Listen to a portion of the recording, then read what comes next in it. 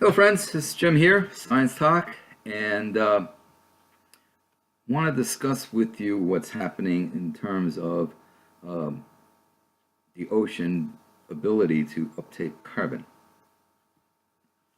Now, I've discussed with you before how the ocean has been absorbing a lot of the CO2. If it weren't for the ocean, the increase in atmospheric temperature would be much higher. As it is, the oceans have warmed by at least 1 degree C, which is a lot more energy than warming the atmosphere at 1 degree C, my specific heat. I've discussed that concept with you guys before. But, and I've just now did a video where I talked about how the uptake of CO2 is affecting the CCD.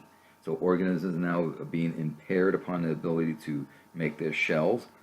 I've discussed with you in the past numerous times about how CO2 plus water gives you carbonic acid, so it's decreasing the pH, increasing the acidity of the ocean.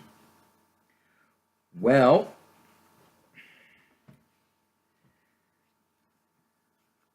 what's happening now is that as the surface waters warm, the ability of the oceans to absorb CO2 will decrease. Why is that? Warmer water, the solubility of gas, it decreases. Usually, if you go to your basic chem lab, whatever, you take a precipitate, you toss it in a solvent. As you increase the temperature of the solvent, the ability to dissolve more of that material increases. Not so with gases. Increase the temperature, the solubility of gas, the ability of the gas to actually dissolve into the water decreases. So if you're increasing the surface water, the ability of the CO2 to be absorbed will decrease, which means the CO2 stays in the atmosphere.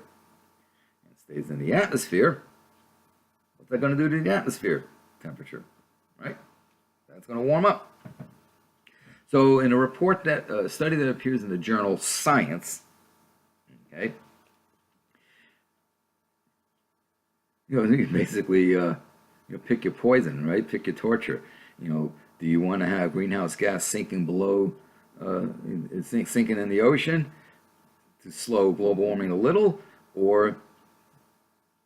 and make the water more acidic, or the CO2 stays in the atmosphere, heating things up quicker? It's like, well, let's see. We can kill you with a bullet to the head or an arrow into the heart. Which would you prefer? Me personally, neither.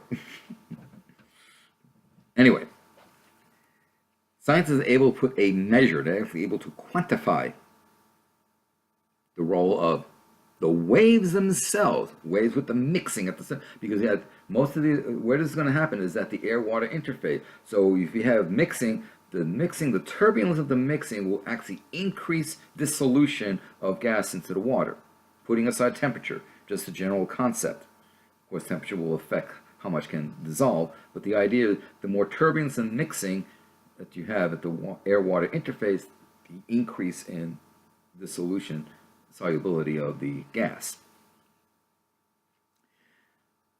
The oceanic carbon uptake by the deep oceans, 34 billion, with a B, tons of man-made carbon from the atmosphere between 1994 and 2007. It's 23 years. 34 billion tons. How do we know that? Isotopic fractionation. That's about 31% of all the carbon emitted from human activity. Vehicles, power stations, aircraft, ships, chimneys, you name it. Right? Forests, scorched forests. Right? So, how did they come up with that? It's based on a global survey of the chemistry and other physical properties of the ocean by scientists from 7 nations on more than 50 research cruises, taking measurements of the ocean from the surface to a depth of 6 kilometers. I said this report appears in the journal Science. They had the results of the Global Carbon Survey of the Oceans conducted close to the last century and had calculated from that the dawn of the Industrial Revolution when we actually started actively and really increasingly started burning fossil fuels. From the start of the Industrial Revolution, from like 1850 to 1994, the oceans had already absorbed 118 billion tons, and now in the 23 years since, an additional 34 billion tons. So if you want to say, let's see, we're looking at 144 years to absorb 118 billion tons.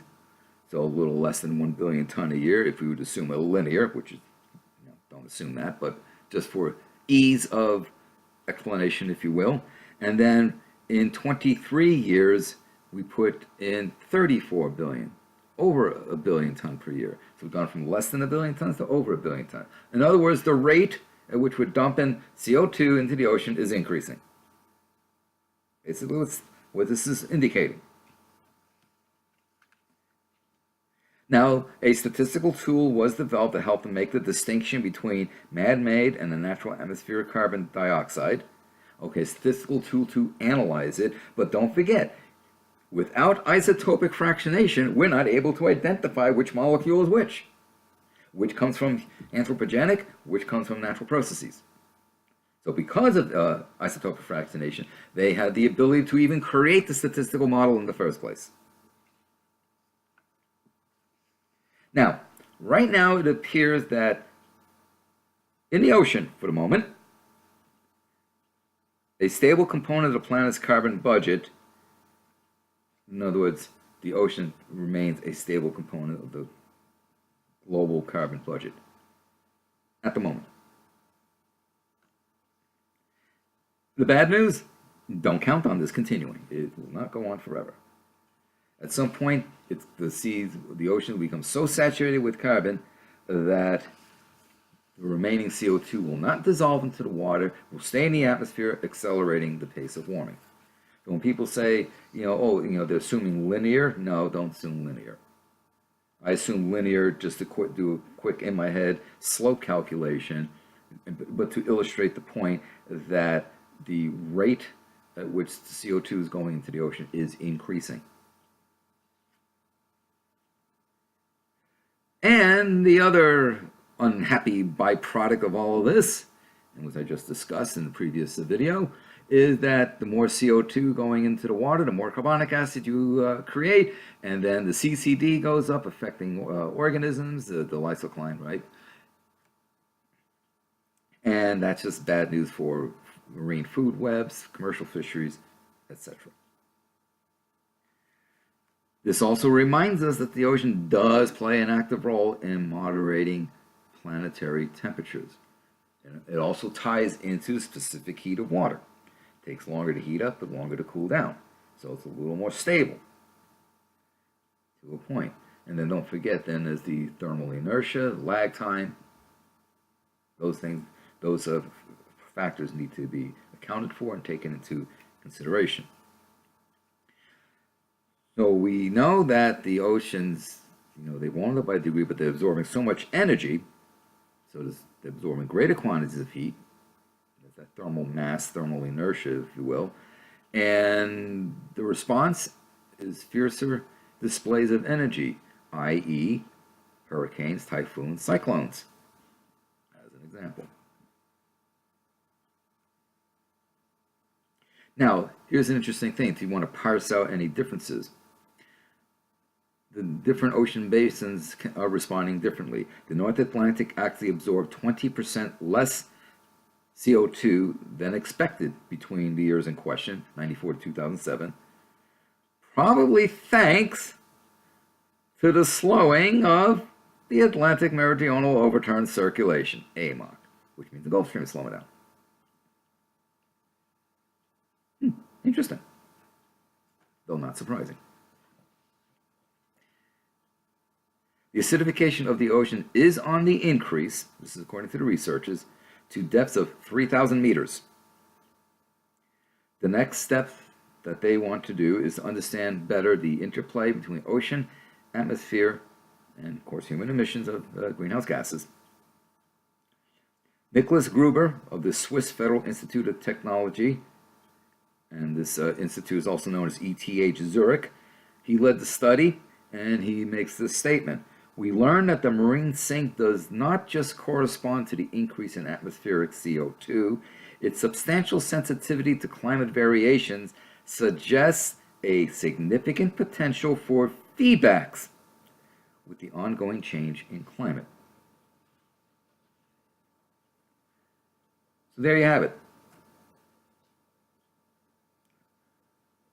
We're warming up the ocean, the surface of the ocean, so their ability to absorb CO2 is diminished, which leaves more CO2 in the atmosphere, which will lead to a quicker warming of the atmosphere. But also, when you look at how much the oceans have absorbed in the period from 1994 to 2017, it is much faster. Actually, I made an error, so let me correct my error here. I read it's 2017, it's 2007. So 34 billion tons in 13 years, yeehaw. That's almost 3 billion tons a year. That is way rapidly faster. So, my apologies on I'm so used to seeing long-term time series and studies that go on for decades. I read 2007, my brain read it as 2017. So 94 to 2007, that's only 13 years, not 23 years. And 34 billion tons. So basically tripling the rate of CO2 absorption by the ocean in just those 13 years versus the previous 144 years. Wow. That's something.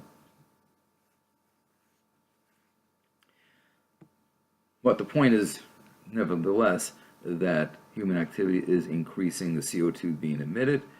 The oceans are absorbing a lot of it. Their ability to absorb it will not carry on as before. It will start to diminish, leaving more CO2 in the atmosphere, leading to increasing temperatures of the atmosphere. And, and all those CO2, what it does to the pH, what it does to organisms, will not be good. Thank you for your time. Hey friends, this is Jim reminding you to subscribe and share my videos. Also, don't forget to click the bell so that you know when I drop a video in. And I'm also asking for you to please support the work that I do by becoming a patron at patreon.com. Details in the description box below. Thank you for your continued support.